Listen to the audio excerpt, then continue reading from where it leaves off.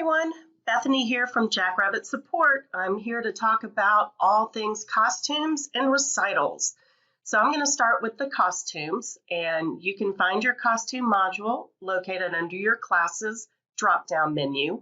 It's called Costume Management, but you can rename things by going to your gear and settings and go to your general organization default settings to the bottom and rename both your recital module and your costume module to be whatever you wish. So in costume management, this section is all about loading in your vendors, their size charts.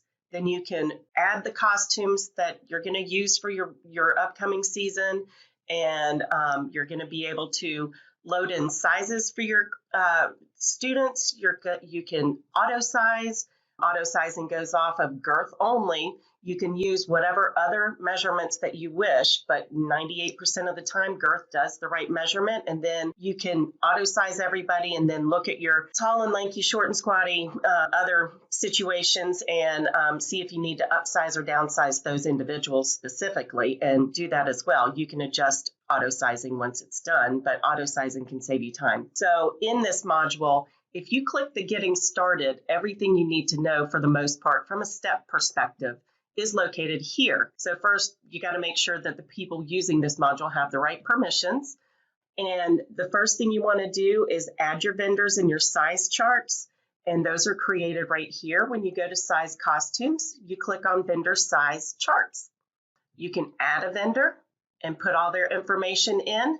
The vendor ID is whatever you wish it to be, whatever makes sense to you in your database with the people that you're working with. And once they're added, in order to go into that vendor to then get to the size chart and everything else, you have to click the Edit pencil. So I'm going to go down here and click the Edit pencil. And once you're in the vendor itself, you can see their details, which is right here. You can add size charts, which are here, and you can select different size charts. You can create as many as you need, and you can see the class assigned items once you assign them, and you can also see the order history for the orders that you did from each year. So with the size charts, I'd like to mention something. I'm going to look at just one of the size charts right now. When you're doing size charts, of course, it is looking at girth. You need to make sure that there is no gapping in between your sizes. So if you size by the half, you need to make sure you go from 56 to 56 and a half, 60 to 60 and a half, etc. Any gaps that you have, if you do use auto size, understand that if, let's say that I went from a 60 to a 61 and somebody was measured as a 60.5, they're not going to get sized because a 60.5 doesn't show up as a size to assign. So that is important when you find out that some people got sized and some didn't. 9 times out of 10, it's because there's gapping in your size chart. Also, if you were to use all child and adult together, a lot of times the child large, adult, extra small, or small, some of those sizes will overlap. You just need to pick one of those sizes and use that as your size, and maybe not do child extra large. Maybe that just becomes adult small or adult extra small. So you can set up your size charts that way. So now I'm going to go back to Getting Started, and so we've done our vendors and our size charts. Now we can go and assign a costume to a class using the Costume tab on a class page. So if I were to go to a class, in my database, I need to go to a fall. I'll go to this one. In a class, you have a costume page. In the class costume page, any costumes you've added will be listed. You can add an existing costume if you already have costumes loaded in the system, and you can add, you can add it, and that just makes it quicker. Or you can add a whole new costume that you haven't set up yet. And when you add a costume in a class, you can name it whatever you wish. Once again, the item numbers, whatever you wish. You got to pick the size chart that costume mirrors with, So if this is an adult size chart, we need to use the adult size chart. You do have the ability to upload a costume picture. However, understand that costume picture While it looks great, it is only shown on this page. It is not shared in the parent portal. The costume module does not talk to the parent portal and vice versa currently. And so whatever picture you get here, it's just for internal use only. You can always set up an email, make a template, and load your pictures and costumes and send out an email to your families with everything once you're done. So I'm going to leave that.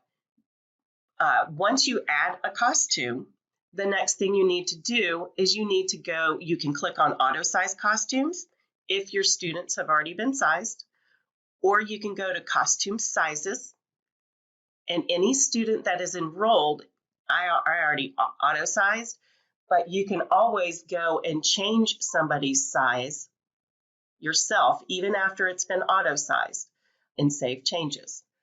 Let's say that Maya decided she does not want to participate in this recital, so I had to go back and check do not order. This is very important when you go to place your orders. You don't want to order an extra costume and hold somebody accountable. If somebody is not enrolled, they're going to get highlighted in orange, and then that can be a helpful indication that you also need to check to make sure that they don't get ordered. This is what it looks like for the students. If you had more measurements for each student, they would show up here. The other thing I forgot to bring up, if you go into the costume, once again, the costume module can also post your deposits, costume by costume, student by student, etc., class by class, and it can also post the balance.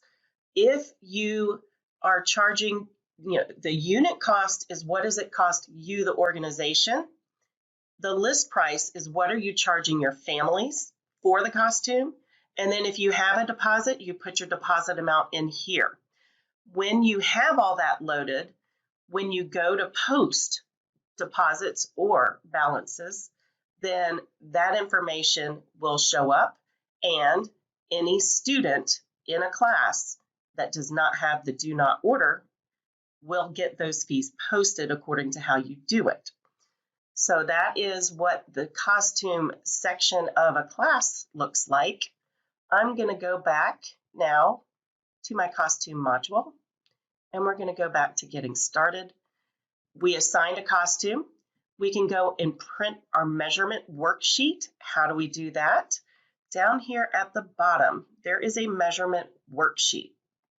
You can click here, and you can say, I'm doing specifically this.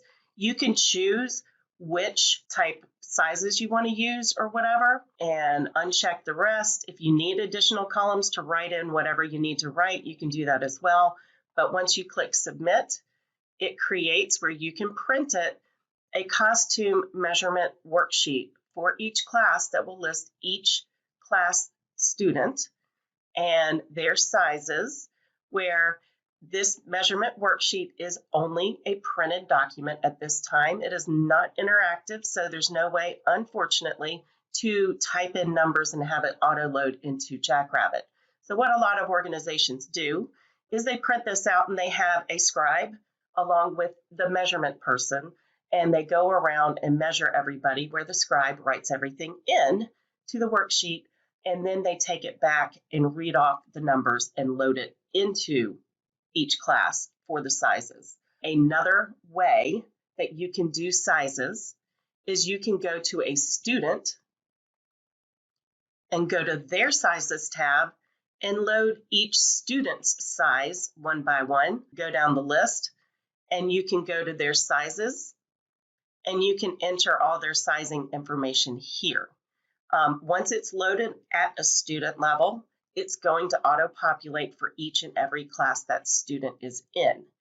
For those organizations whose students take 50,000 classes, loading your sizes student by student is the most efficient way. So you don't have to keep going from class to class. So you pick whatever workflow works for you. Okay, we went and printed our measurement worksheet. We loaded our measurements. I showed you can load them in the costume tab of a class, or you can go to the student sizes tab. So now if you needed to auto size, you can do that one of two ways. you can go in here and you can auto size costumes. If you click auto size, if you do not want to override what students have already, don't check this box. If you want to auto size everybody who has not yet had a size, do nothing here and just click auto size. The only time you would check this box is if you need to resize existing people plus everybody else. Stay away from that box if you don't want to resize. That's especially if you went in and changed and altered some of the sizes after you originally auto-sized. After you've auto-sized, you can go back and adjust whatever costumes you need to. Let's say, okay, I've loaded my costumes, I loaded my vendors, my sizes, loaded my costumes, I've sized everybody, but now I want to go and post a deposit for the costumes that I have in my classes. You can go down here to post deposit balance. You either do one or the other. You have to tell Jackrabbit which. When you post a deposit, there is no tax that will occur. The only time tax will occur is when you do the balance. And when you do the balance, the tax will be calculated off the list price, the total amount. So it will include your deposits that you do as well, and all be charged with the balance. So if we're posting a deposit, you can go in here and select your session, and then you can define what you want this to be. I want it to be a costume fee for September, just so I know I'm going to do two actually deposits, and I'm going to say costume. And then you can view your class items, and the classes that have the costumes already loaded will show up here. And you can always click on a costume, and you can go into the class and see who's got the costume. If there was somebody that had dropped, these would show up in different colors to warn you to go take a look at the classes to fix them. So you can go in and see all is okay. And once you know that everything is okay, you can then say post deposit fees. Important thing to note, you can see transactions that are posted right here, and I would suggest you export it just so you know who you've already posted fees to. I did put September in there as a clue so I can use transaction search and search by costume fee and September as the subtype and find all my fees that way. But these are all the fees that posted, so you'll be able to see that. And that's how you post the deposit. So now if you want to post your balance at the end of everything, you can go to balance and you can check the box to tax, except for I don't have taxes enabled, but those of you who do tax, you can check that and have it post the tax plus the balance. And you can see we've got the same list. I'm going to go ahead and post the balance. And you will see that right here, it's posting $53 because we already posted 50, so 50 plus 53 is 103. So that's as easy as it can be, right? For doing that. That's posting balance and deposit. One thing I want to point out as a note is once you add a costume to a class, any enrollments or drops or transfers that occur after that, those students must be added to the costume before you go and post your deposits or balances. So how do you do that? You can either click auto size and that will incorporate those new students in, or you can click the costume sizes and make sure that everybody is in and everybody has a size. But you're going to have to manage that for every single new enrollment, new drop, and new transfer in classes if you've already added your costume. If all the enrollment is done before you add the costume, you should be okay, but I just wanted to point that caveat out. We will move on to what do we do at the very end, like setting up your purchase order. Okay, steps for creating and printing your orders. After the costumes and items have been sized, you can create your orders at any time after that. You create them by vendor, and you can have an unlimited number of items. Each order contains a ship to location, and these locations are created from this screen. And you can then print your orders, or you can save as a PDF file, and then you can email them to your vendor. So I say this is the cherry on top for going through the arduous process of sizing every single student, adding every single size chart, adding every single costume, assigning those to classes, making sure the students are assigned to those costumes, posting your deposits and your balances. At the very end, the beauty of all of this is you no longer have to flip through paper. Jackrabbit can do the counting and the accumulation of how many of each size for each costume do you order. So to do that, you go to create an order. You got to pick your vendor, and then you can pick your classes that you want in that order and select your session. I'm doing that so I don't include any of the previous sessions of enrollment for this order. That's very important. And then you can click Create Order in Preview, and you'll see that we have these classes with these costume sizes for this costume. And it automatically tallies up everything for us, and all the information is down here. So you can click Create Order, and I'm going to call it Weissman 1, 2, 3,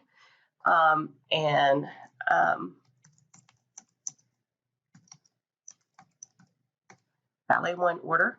I want to ship it to here, and I can go down and verify that everything is good, do my last spot check, and then I click Create Order.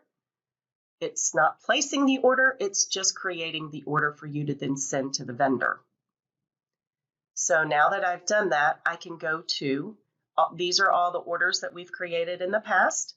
I can click Print PO and see the order, and it looks very professional and nice, and everything's all done for me. So this is why I call this the cherry on top.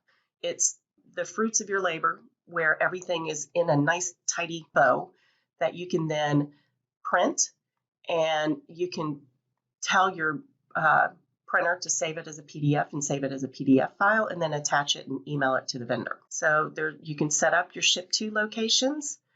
You can find all your orders, and you can see them again, print them again, look at them again. So that is all I have regarding costume management. Regarding costume management, what are the types of reports that you can use with this? There's a costume listing by class report, a student costume listing report, a measurement worksheet that I've already shown you, and a student sizes report. So 2 of these are under the students drop-down menu under student reports. When you're in the drop-down menus of this new menu, when in doubt and you can't find what you've been looking for, go down to the reports section and you will find it there. So I'm going to the students, student reports. The student sizes is one of the reports, and measurement worksheet is another report.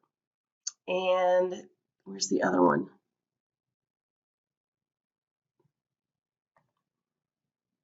In the costume listing by student report. So we've already seen the measurement worksheet. You've already seen this, right? Okay, we've got that. Now we can go to the costume listing by student. So you can go in and find your session, and you can look for people who have no girth sized. You can include do not orders and check out them just to verify whether if those are the correct people on that list. You can specify whatever you want. I'm going to run it wide open. Less is more. So I'm going to run it wide open, and now you can see each costume for each student and all the details of that. Student costume listing report found in students, student reports. Lastly, for students, I'm going to go to student sizes. You can once again select your session, specify whatever you wish, less is more, and you can see everybody's sizes and see who you need to size. So you can also always sort by girth and bring all the non-sized people up top and get your list that way, whatever you wish. Okay, so those were the 2 student well, there were 3 student ones. Now we're going to go to the classes, class reports, because now we're talking about classes. We are going to look, once again, the measurement worksheet is in both places, but we can do costume listing by class and see what the costumes are that way as well.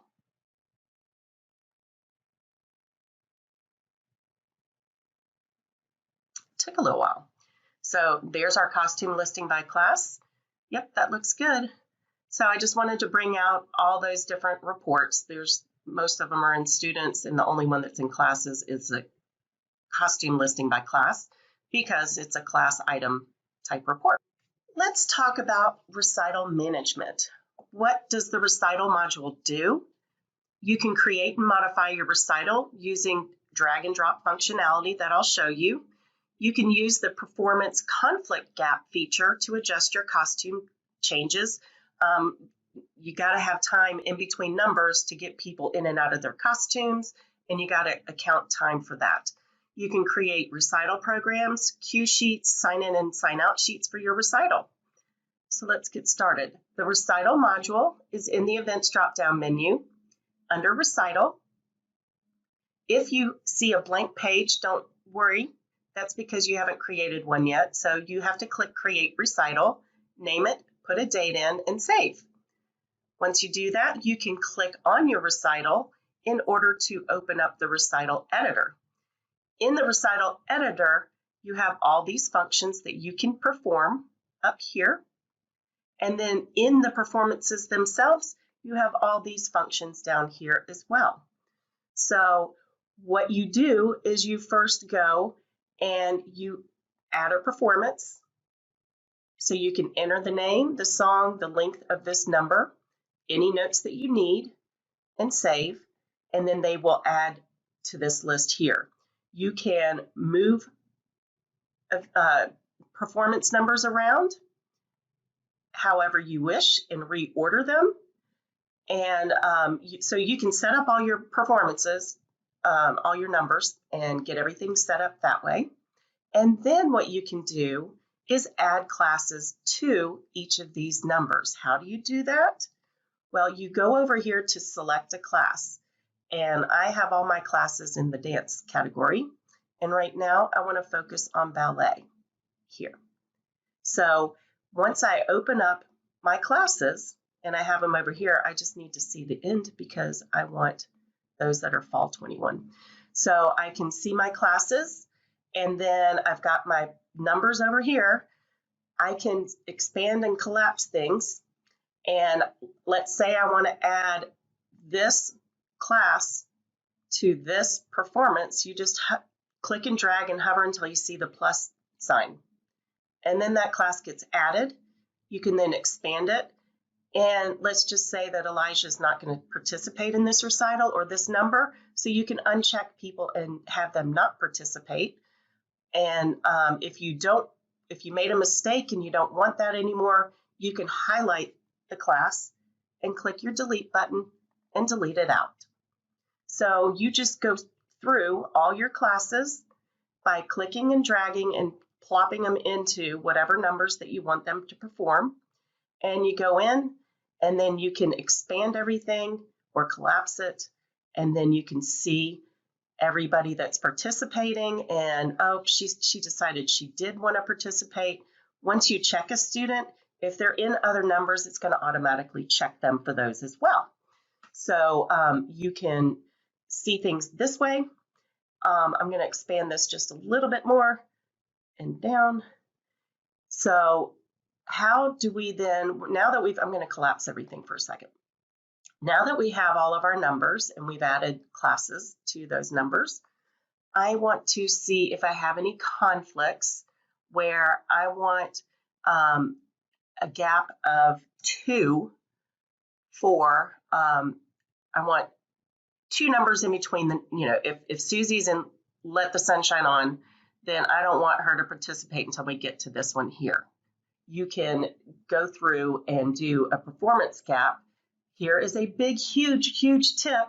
When you're working in this space right here, work here, put your number in, click Save Changes. If you put a number in here and you don't save changes, Jackrabbit doesn't recognize what's in here. So you go in here, click Save Changes, and then you will be able to do your View Refresh conflicts. You can see what the conflicts are, make your changes, shuffle things around, and keep doing that over and over again until you get what you want. Another thing about this is whenever you come into the recital editor, the first thing you want to do is you want to refresh your rosters. What that does is it looks for right now who all's enrolled in classes and who is not. So if somebody dropped yesterday, if you don't refresh rosters, they're still on the recital today. Click your refresh rosters so that you know your enrollment. Another thing is so once we got everything in play the way we want it, we've done our conflict gaps, we've refreshed our rosters, we see everybody's enrolled and what we want to see, the numbers, the stuff. Now what do we do? Well, you can print a detail, you can print family detail, or print a summary. You can create some check-in and check-out sheets. You can export the whole program to Word where you can then zippy it up. So those are your options for the recital module. That's it. So if I go to print detail, it's going to print out where I can export it to Word or Excel. I can go through and see what it's going to show me. And this gives me what the performance is going to be, how long it's going to last, who all's in each of the programs or the numbers, and I can use this and make a program out of it or not. I got to go back to my recital listing. Another thing you can do is print family detail, where it lists for each family who is performing in which numbers. And that can be a good thing to post somewhere or to email this to all your families so that everybody can look at their students specifically and find out what numbers that they're performing in that way. To my recital editor, print summary is just a summary of everything. It doesn't list all the students. It just tells you how many students there are. Create check-in and check-out. You can do these for, let's say the littles need to be checked in and out, but your teens don't. You can do an age range and pick specific performances. You might, if you have two sides of the stage or different staging areas for changing costumes, you might need to pick specific. You can always hold your control key if you have a PC, or hold the command key if you have a Mac, and multi-select different ones that are not all listed together. And you can, I'm going to not do that. You can create both check-in and check-out, a check-in only, check-out only, or no columns.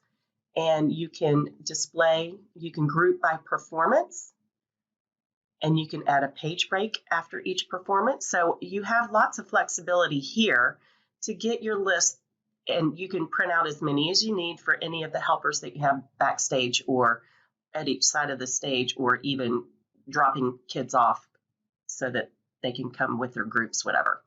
So once you create a check-in, check-out sheet, it looks like this.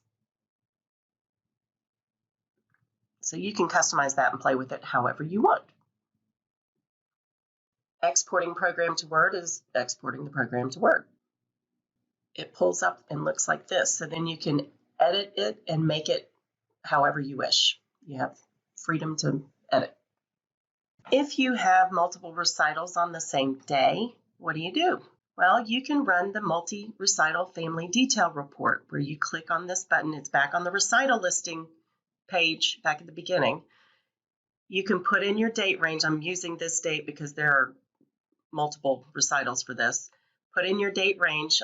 Let's say you're running over a weekend. You can put your Friday through Sunday or whatever, and you can click Run Report, and it's going to give you family by family what performances each student is in. And total performances for this family, there's 4 over those 2 days. So that is how you can use the multi-recital family detail report. On a last note about recitals, it's a simple module, but it's powerful and mighty. It does a lot of things for you to make your life easier when putting together a recital. What it does not do is this module does not talk to your email families, email text families. It doesn't talk to that. The only thing that talks to the recital module is the enrollment information for all the classes. So that's the only thing that interacts with the recital editor.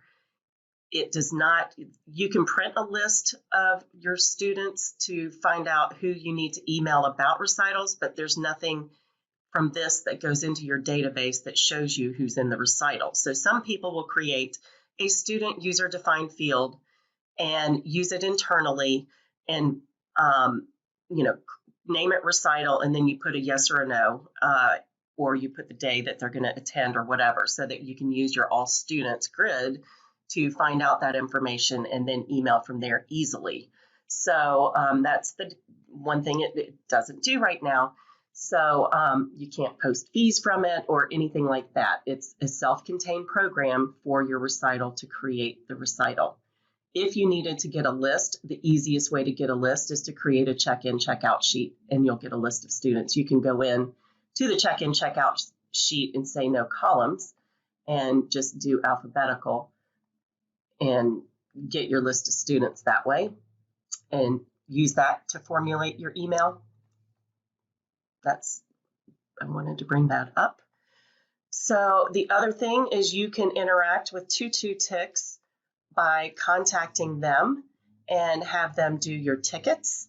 It's not integrated in Jackrabbit in the recital module, but it is available quickly for you to look at by clicking here. They are a partner of ours, but they're not integrated into the recital module. So that is all things recital, and I hope you enjoyed it. Thank you.